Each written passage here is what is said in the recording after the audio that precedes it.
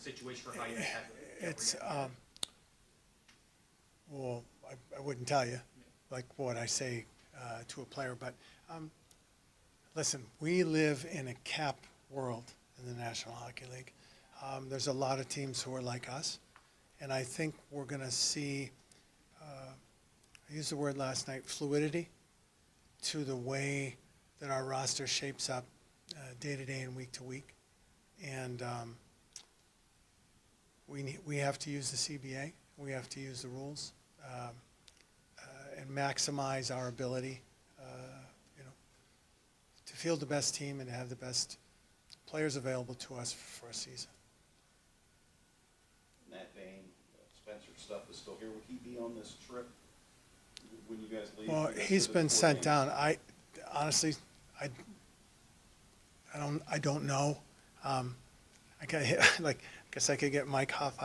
Did anybody try to buy a flight for today? No. I don't know. I don't know. I'm assuming that, so, but I don't, I don't know to be honest, I don't even know when we're going. We were supposed to go tomorrow, then we were supposed to go tonight. Now I think we're supposed to go tomorrow, and some of it we're winging it. So before we look at the present, just quickly look at the future. Obviously, to win this cup and build this team, you've sacrificed some first-round picks over the years. So when you see guys like Vilmanis and Giles and earlier St. Martin, all these mid to late-round picks you guys are compiling, performing at the level they're performing at, how encouraging is that for you and your staff? It's as encouraging as you're suggesting, and then some. And kudos to Shane Churla and the amateur staff. In the world of the National Hockey League, the amateurs, they covet that pick. That's their game. That's where they perform, and they do this hard work. And when they don't have those higher picks, it can get frustrating because it's harder. It's so much harder. And they work, and they work. They don't complain. They're tireless. They understand the goal sometimes when you have to move those picks in order to try to get some immediate reward. Yeah, Shane and that staff have been, the ultimate teammates, and have really performed. And that gives us currency moving forward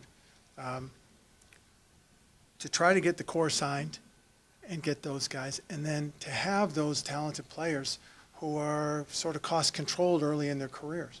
So it's vital. It's vital to us moving forward for the long-term plan. And then looking at tonight, what for you is maybe that whiplash moment going to be like when you raise the banner, you think about the cup one last time, and then suddenly 2 points are on the line against the Boston Bruins? I think at least for me, I'm already there. I'm just so excited for an NHL game tonight. I can tell you I thought that yesterday before the rings, and then when I opened the box, it was one of those surreal moments. We use the word speechless. I was speechless. And it was pretty neat to have that happen. And I suspect that the banner tonight will be that similar kind of experience. So now I'm even more excited on the heels of last night. But I listen, it's not only our job, but it's what we do. And I think we're in the right mindset. We have game one is tonight, and that's the focus.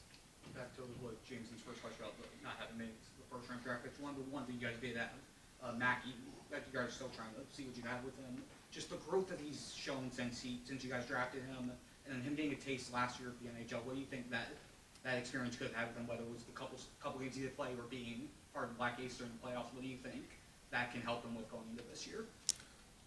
Yeah, there's a vein of, there's a thought process in the NHL of acclimating younger players and exposing them to the game the right way. Some players are ready right away, right? They jump right in the league and play. Some players maybe take a little while, and most likely it's probably somewhere in the middle as to what's best for each individual. Having had the luxury of coming in last year, getting a taste, working on some things in the American League, refining it, but mostly being around the players in our room and seeing the culture, see the way they train, see how things are after a win, after a loss in the locker room, the way they treat each other, their attention to detail. are all things that I think, particularly with Mackey, because he's a bright guy and he wants to improve. If you had occasion to speak to him at all, his maturity kind of jumps out at you. So yeah, I think it was probably invaluable. I think he'd tell you the same thing. And Nosek on IR to start the season. Any update on him? Has he started skating or? He's week to week, and you know, when I say week to week, I don't think it's next week, but I don't know. I mean, that's kind of how we're proceeding. So. One more general question. Sorry, no problem. Do you think the NHL could ever adopt a policy like the NFL where teams practice jointly during the preseason to kind of control different aspects like how much time you can work on a penalty kill and power play? Yeah, and it's been done. You know, you would have it's usually easier. The New York teams do it a lot because they get in a bus and they go. And then you could have controlled scrimmages, controlled practices. Sometimes the American League team would play at 2, and then the NHL game would be at 7.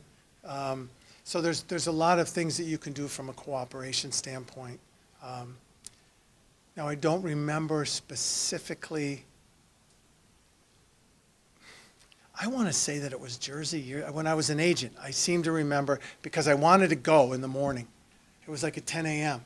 and they didn't sell tickets. It was, you know, sort of a controlled. I don't know. It's a great idea, though. When you opened that ring, that box last night, did anybody or anything immediately, involuntarily come into your mind? Yeah, but I don't. You don't know? No, Okay. no. But yeah, and it was all special and wonderful and good, and yeah. In that vein, playing Boston, a team that you guys have had 2 crazy playoff series against, is it kind of, as a fan, how It's thrilling awesome. is it for Florida to play Boston? It's always like to play Boston, whether it's here or there, and you look at the, you know, you see the spoke, and you know the history, and it's just, you know, we know the guys there, and no, it's a privilege. It's really cool. Isn't it crazy how life works out? I mean, they're a 100-year-old team, and here they are, the Florida Panthers, and you guys are, you know, there's some hatred there.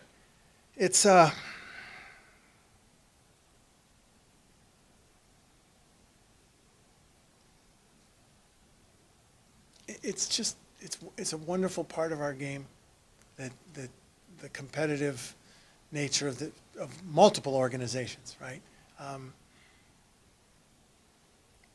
It's fun. That's what we're about, right? We're in the entertainment business, and it's fun, and it's from a hockey standpoint, it's competitive and hard. It's hard, and it's wonderful. Bill, you mentioned these young players you're trying to incorporate into the league the right way. In that sense, are you trying to impart the nutrition part to just organizationally, just how critical that part is for everybody? Are you signaling me out as an example of a failed nutrition program? No. Yes, of course, it's a big part. It's a huge part, I think, for every team now, that how and when and where you fuel the body, you know, it's vital.